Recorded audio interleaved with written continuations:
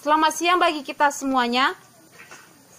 Kami akan mempresentasikan hasil mini riset arkeologi kami yang berjudul Koleksi Benda Arkeologi Museum Negeri Medan, Jalan Gedung Arca, Sumatera Utara. Adapun anggota kelompok kami yaitu Risnawati Baru Manurung sebagai moderator, Febriani Sinurat, dan Dimas Wahyudi.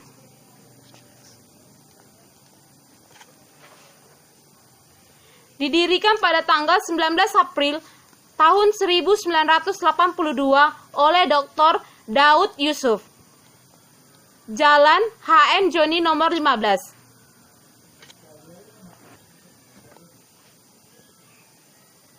Peninggalan Museum Negeri Medan Sumatera Utara ada 3 zaman, yaitu Kerajaan Hindu-Buddha, yang dimana Kerajaan Hindu-Buddha ini berkembang di Asia pada abad kedua Masehi pada perkembangan perniagaan di Indonesia. Adapun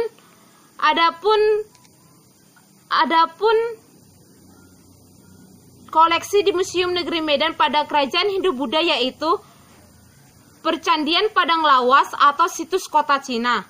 Benda koleksi yaitu arca batu, perunggu, pecahan keramik, mata uang kuno, serta replika candi induk dari Candi Bahal I. Kedua, Kerajaan Islam.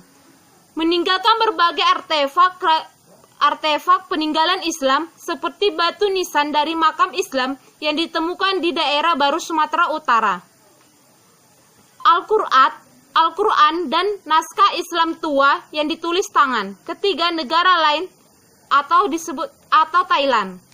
Berada di lantai 2 Museum Negeri Medan, terdapat berbagai kebudayaan Thailand.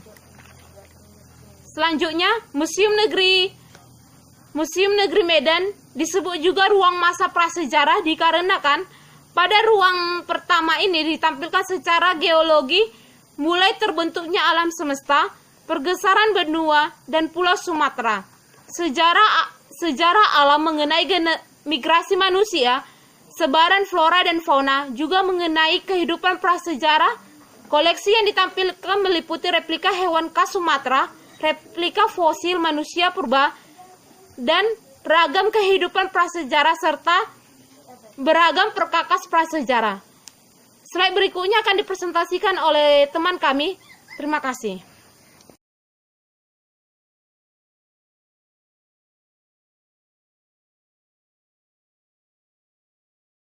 Di sini saya akan melanjutkan terkait apa-apa saja benda-benda arkeologi apa saja yang terdapat di Museum Negeri Provinsi Sumatera Utara.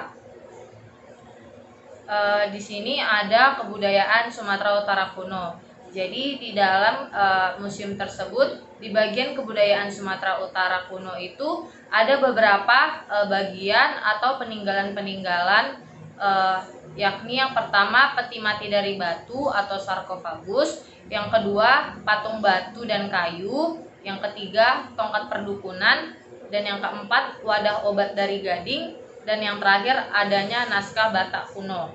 Kemudian di bagian untuk peninggalan pada masa kerajaan Hindu-Buddha, yakni ada peninggalan arca batu, perunggu, pecahan keramik, mata uang kuno, serta candi induk.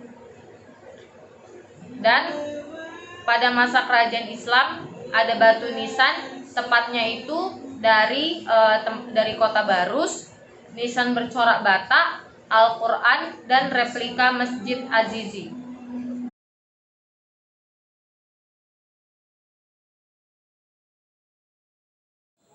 Assalamualaikum warahmatullahi wabarakatuh. Perkenalkan, nama saya Dimas Wahyudi. Di sini saya akan melanjutkan presentasi dari kelompok kami, yakni kelompok 1, mengenai koleksi benda-benda arkeologi di Museum Negeri Sumatera Utara.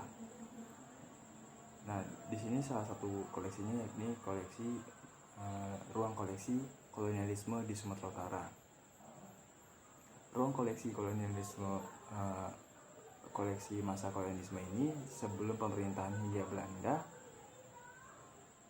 memerintah di wilayah Sumatera Utara,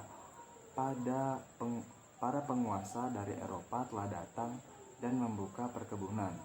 Pada awalnya Perkebunan dirintis di Delhi atau Medan oleh Jacob Nenhuya tahun 1863 dengan tembakau sebagai komoditas utamanya.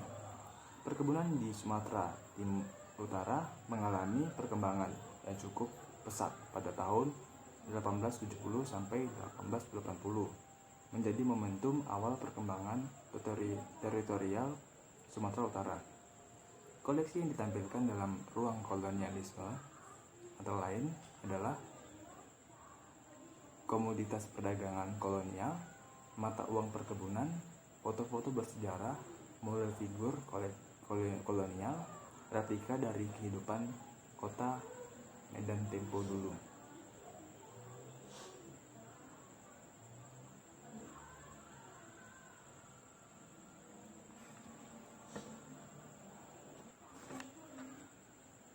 Adapun ruang koleksi sejarah perjuangan. Seperti halnya daerah lain di Indonesia, di Sumatera Utara telah tumbuh benih-benih perlawanan terhadap penjajah jauh sebelum kemerdekaan Indonesia yang diraih pada 17 Agustus 1945. Kemudian baru berkumandang di Medan. Sumatera Utara pada 6 Oktober 1945 di lapangan Fukuraido atau kini menjadi lapangan Merdeka. Pernyataan proklamasi ini dibacakan oleh Mr.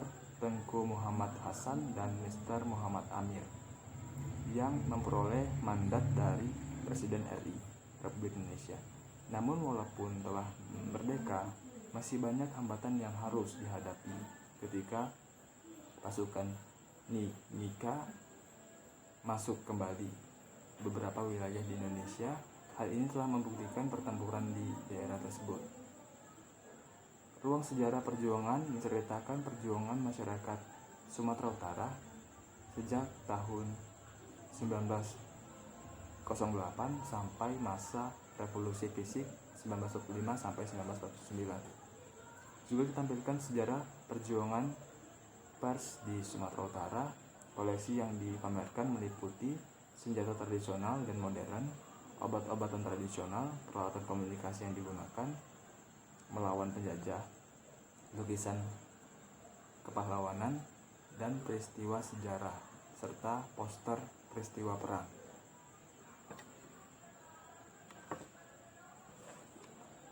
Nah, selanjutnya ada yang namanya ruang koleksi Gubernur Sumatera Utara dan Pahlawan Nasional. Di ruangan ini terpajang foto maupun lukisan sejumlah pahlawan nasional yang berasal dari wilayah Sumatera Utara, juga para gubernur yang pernah memerintah di wilayah Sumatera Utara dan telah berjasa membangun dan memajukan Provinsi Sumatera Utara. Koleksi yang ditampilkan di ruangan ini meliputi yang pertama, pahlawan nasional atau national hero. Yang pertama, foto Singsinga Mangaraja. Yang kedua, Ferdinand Lumban Tobing, Tengku Amir Hamzah, Haji Adam Malik, Abdul Haris Nasution. Adapun foto dari pahlawan Gubernur Sumatera Utara antara lain Mr. Muhammad Hasan, Dr. Ferdinand L. Tobing, Sarimin Raksodi Harjo, Abdul Hakim, Mr. Muhammad Amin, Sultan Komala Pontas, Raja Junjungan Lubis, Eni Karim, Ulung Sitepu, Marah Halim. Demikianlah hasil presentasi dari kelompok kami. Kurang lebihnya kami mohon maaf. Terima kasih. Wassalamualaikum warahmatullahi wabarakatuh.